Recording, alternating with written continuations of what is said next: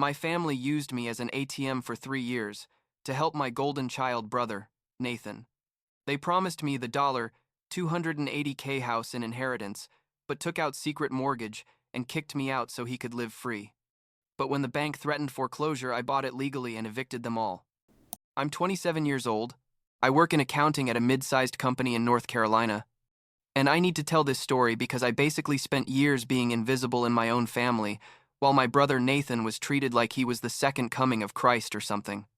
And the thing is, all of this exploded about 6 months ago in a way that I still can't believe when I think about it. But I guess I should start from the beginning, because without context, this is going to sound even crazier than it already is. I grew up being the younger child. Nathan is like 5 years older than me, and for as long as I can remember, he was always the favorite. You know, the golden child who could do anything, and my parents would treat him like he'd just cured cancer even though he'd literally just taken out the trash. I could get straight A's in school and my parents would be like, "Oh, that's nice, son," but Nathan would get a C and it was like, "Oh, honey, you're working so hard. We're so proud." I don't know, if you know what I mean. But it was that kind of favoritism so obvious that even the neighbors noticed it, and I just learned to live with it because, well, it was my family and what else could I do? My mom. God. My mom was obsessed with Nathan in a way that wasn't normal. Everything in the house revolved around him. What he needed, what he wanted, how we could help him succeed in life. My dad was quieter about it but never said anything to contradict my mom. He basically just nodded and went along with it. And I think part of him knew it wasn't right, but he just didn't have the guts to confront her. When Nathan graduated high school, my parents bought him a car, a used 2015 Honda Accord, but in good condition. And when I graduated 3 years later, they gave me like $200 and told me to buy myself something nice. Seriously. Nathan went off to college, my parents paid his entire tuition, his books, his apartment, everything, and he didn't even finish his degree. He dropped out junior year because he met Amelia and decided he wanted to get married and move to Austin with her because there were better opportunities there or something. My parents cried when he left like he was dying. It was ridiculous. I stayed home, went to the local community college because that's what I could afford with scholarships and working part-time at Target, graduated in accounting, got a decent job, and basically became part of the furniture in the house. Nobody celebrated my graduation, like literally nobody, because it turns out that same weekend Nathan and Amelia announced they were expecting a baby. So all the attention went to that, even though Amelia ended up losing the pregnancy like 2 months later and it was very sad. I'm not gonna lie, but at the time I just thought, I can't even have one day for myself. The thing is, my parents retired when I was like 23. My dad had worked in construction his whole life and my mom was a nurse, and they had some savings, but not much, because, well, they'd spent a ton on Nathan and on the baby attempt and on a million other things. By then, I was already earning decent money. Not millions, but enough. And I started helping them with the bills. At first, it was like, "Oh, let me pay the electric bill this month," or "let me cover the internet." But after a few months, I was basically paying all the household bills: water, electricity, gas, internet, phone, home insurance, everything. My parents told me, "Look, son, if you help us like this for a few years, when we're gone, the house will be yours.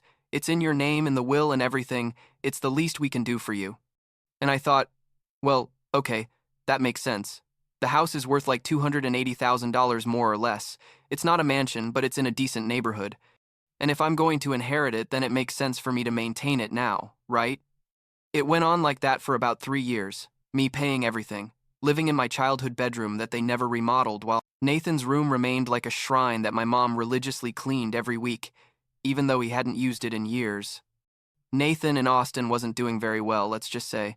He changed like 5 different jobs. There was always some drama with bosses or coworkers or whatever. And Amelia worked at a beauty salon, but they didn't earn much either. My parents would send them money every couple of months, like $500 or $600, and I'd find out because I'd see the bank statements when I helped my mom with her finances. But I didn't say anything because, well, I already knew how things were. About 8 months ago, the weird comments started. My mom suddenly started saying it was time for me to look for my own place, that I was already 26 years old, almost 27, and that I needed to become independent, live my own life. And I was like, but I'm fine here. Plus, I literally pay all the bills. Why do you suddenly want me to leave? And she'd say things like, oh, it's just not healthy for you to still be living with your parents at your age. You need your space. Which was ironic coming from the woman who had pressured Nathan to stay home as long as possible before leaving with Amelia. My dad didn't say anything. As always, just watched TV or went to the garage to do who knows what. One day, I think it was in February of this year, my mom sat me down in the kitchen and said, look, we need to talk. Nathan and Amelia are thinking about coming back to North Carolina. Things aren't working out in Austin, and we want them to have the chance to get established here near us. And I was like, okay, so? And she goes, well, they're going to need a place to stay for a while they find jobs and all that. And that's when I realized where this was going, and I said, are you asking me to leave so Nathan can come live here? And she was like, it's not that we're kicking you out, we just think it would be better for everyone. You can get your own apartment, Nathan and Amelia can stay here. Temporarily, everything will work out. Honestly, I was speechless. I mean, after years of paying all the bills, of basically keeping the house afloat, they were asking me to leave so my brother, who had never contributed anything, could come live for free? I asked her, and who's going to pay the bills if I leave? And my mom said, oh, son, don't worry about that. We'll manage, plus Nathan is going to help. And I literally laughed because Nathan helping financially was like expecting money to rain from the sky. It just wasn't going to happen. But my mom kept insisting for weeks. Every day it was the same thing. That it was time. That I needed to grow up. That I couldn't depend on them forever. Which was completely backwards because they depended on me, not the other way around. My dad finally spoke up and said he thought I should stay, but that ultimately it was my mom's decision because she was the one who ran the house. And I was like, thanks for nothing, Dad. Very helpful support. Things got so tense that I basically didn't want to be in the house. I'd stay late at work, go out with friends even when I didn't feel like it. Anything to not have to deal with my mom and her passive-aggressive comments about how I was being selfish and not thinking about my brother's needs. And the part that hurt the most was that Nathan hadn't even asked for this, or at least that's what I thought at the time. Later, I found out he had been pressuring my parents for months to kick me out so he could move in. But at that moment, I still believed it was just my mom's thing. One night in April, I got home around 10 at night after having gone to the movies alone because I didn't want to get home early, and my parents were sitting in the living room waiting for me. My mom had that face she makes when she's already made a decision and there's no going back, and my dad was just looking at the floor. I sat down and my mom said, we've decided it's time for you to look for your own place. Nathan and Amelia are arriving in 2 weeks, and we need you to be gone by then. Just like that. Just that cold. Like she was firing an employee. And I exploded. I'm not gonna lie. I exploded in a way I'd never exploded in my life. I yelled at them that I'd been paying all their bills for years, that I'd kept the house running, that they'd promised me the house would be mine, and my mom just kept saying, oh, don't be so dramatic. It's just temporary until Nathan and Amelia get established. You can come back later if you want. And I said, and who's going to pay the bills while I'm gone? And she goes, Nathan is going to help, and we have our pensions. And I knew. I knew that wasn't enough to cover everything, but I was already so angry that I just said, okay, I'm leaving, but don't expect me to keep paying for anything. That night I looked for apartments on my phone until 3 inches the morning. Found one that was available immediately. It was a small studio, but it was furnished and I could move in within 2 days. It cost like $950 a month plus utilities. It wasn't cheap, but I could afford it. The next morning I told my mom I'd found a place and that I was moving out that weekend. She seemed surprised that I'd done it so quickly. I think she thought I was going to fight more or that it would take weeks to find something. But I just wanted to get out of there as fast as possible. Saturday night. Around midnight, because I wanted to avoid the drama, I put all my stuff in my car, a 2019 Toyota Camry that I'd bought myself with my own money, and I left. There was no emotional goodbye or anything. My parents were already asleep, and I just left the house keys on the kitchen table and closed the door. I drove to my new apartment and sat on the floor because I hadn't even had time to buy more furniture than what came with it. And I just thought, did this really just happen? The first thing I did Monday morning was go to the bank and the electric company and all the places where the accounts were in my name and cancel everything, or transfer it back to my parents, or whatever was necessary so I was no longer responsible. I blocked my mom, my dad, and Nathan on my phone, on social media, everywhere. If they wanted me to leave and start my own life, fine, but that meant they also had to manage on their own. For about 2 weeks, I didn't hear anything from them, which honestly was a relief. I dedicated myself to setting up my apartment, bought some furniture at IKEA, tried to process everything that had happened. But then, my cousin, well, second cousin technically, Aunt Clara, who is my mom's cousin, called me from a number I didn't have blocked and said we needed to talk. I told her I didn't want to know anything about the family, and she said, "Look, I understand you're angry, but there are things you don't know, and I think you should know them." We agreed to meet at a Starbucks, and Aunt Clara, who had always been kind of gossipy but never a bad person, told me something that left me frozen. Turns out my parents had taken out a second mortgage on the house like 2 years ago without telling me anything, and had used that money to help Nathan and Amelia with the down payment on a house in Austin that they never ended up buying because they didn't qualify for the loan. But the second mortgage was still there, like $50,000 or so, and the payment was like $380 a month. And Aunt Clara told me, "Your parents never told you because they knew you'd get mad, and they basically used the money you gave them each month to pay that second mortgage all this time." I mean, I had been paying, without knowing it, for Nathan's failed attempt to buy a house. I couldn't believe it. I literally felt like I was going to have a stroke right there in the Starbucks. I asked Aunt Clara how she'd found out, and she said my mom had told her recently, because they were desperate. Now that I'd left and stopped paying the bills, they couldn't cover the second mortgage and were starting to fall behind on payments. Aunt Clara told me my parents wanted me to come back, but had too much pride to ask me directly, and that Nathan and Amelia had already moved into the house, but Nathan hadn't gotten a job yet, so he wasn't contributing anything. I left that cafe angrier than I'd been in my entire life. The next day I went to the bank, the same one where my parents had their accounts, and asked to speak to someone about the house. I confirmed that indeed there was a second mortgage that had been taken out 2 years ago, and that payments had been on time until about a month ago when they started falling behind. They also told me the house was technically still in my parents' names, so the will thing was true, but that didn't help me at all at that moment. About 3 more weeks passed, and one afternoon I got a call from the bank. They'd gotten my new number somehow, and they told me my parents had given my information as an emergency contact and I needed to talk to me urgently about the property.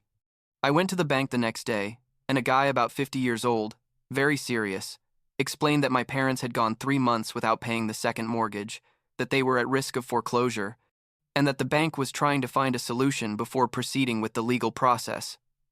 He asked me if I was in a position to help, or if I knew anyone who could help.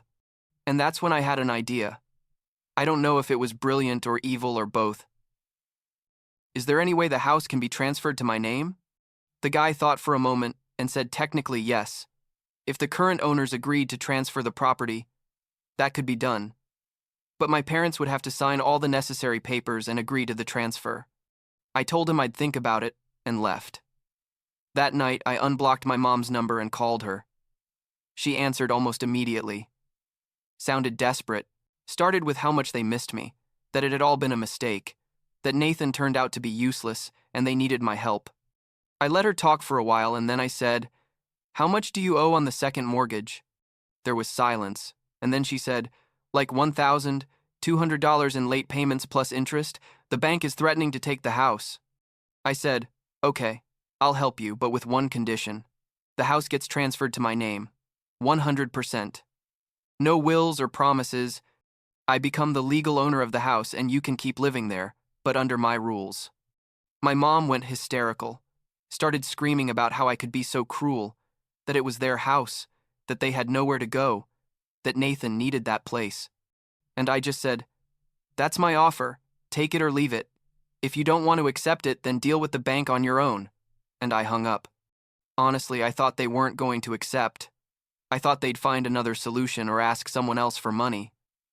But 2 days later, my dad called me. He sounded defeated and said they accepted my terms, that they'd sign whatever was necessary as long as they didn't lose the house. The process took about a month. We had to go to lawyers, sign a ton of papers, pay the back payments plus penalties, which were like $1,500 total, but in the end, the house was in my name. I am the legal owner of the house where I grew up, the house they promised me, but that I almost lost because my parents preferred to help Nathan rather than be honest with me.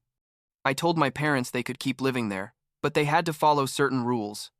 Basically that they pay a modest rent, like $600 a month between the two of them, which covered property taxes and part of the utilities, and that Nathan had to start paying rent too, or leave. Nathan, obviously, was furious when he found out. He called me every name you can imagine. Said I was a manipulator, that I'd taken advantage of our parents in a moment of weakness, that the house should be his because he was the oldest son. I told him he had a month to start paying $500 in rent, or I'd start legal eviction proceedings because the house was now mine, and I decided who lived there and under what conditions. Nathan said he wasn't going to pay me a cent, that I could do whatever I wanted, but he wasn't going to move. Well, turns out I was going to move. I hired a lawyer and started the formal eviction process. Nathan tried to fight it legally, but he didn't have any contract, any rights to the property, nothing.